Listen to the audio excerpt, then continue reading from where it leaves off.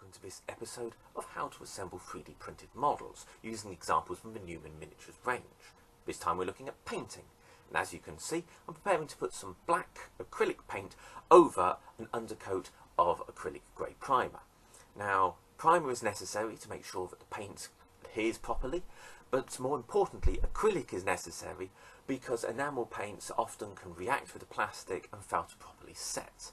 Acrylic paints are also faster in drying time and so generally are preferable in this sort of work.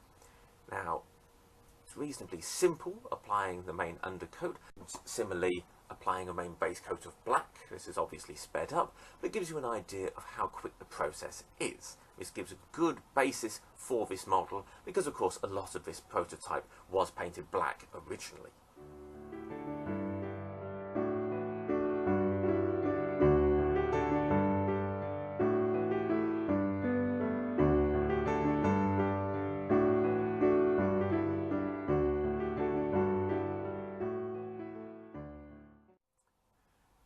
Now the boilers on this engines were clad in wood, and the way which I prefer to recreate that wood effect is using dry brushing. Now this is a process where you wipe most of the paint off the brush before applying it to the model, and so you're only using the very minimum amounts. In the case of a model like this, this means that the paint does not go into the detail of the strips, which emphasises that wood clad effect. Here again sped up so you can see the entire process.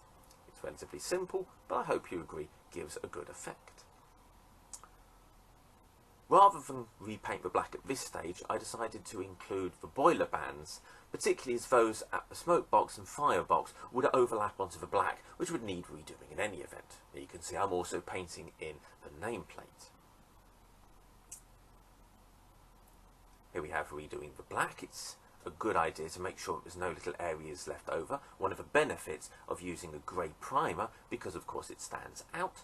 And you see using finer brushes we're adding in the various detail and creating a neater look.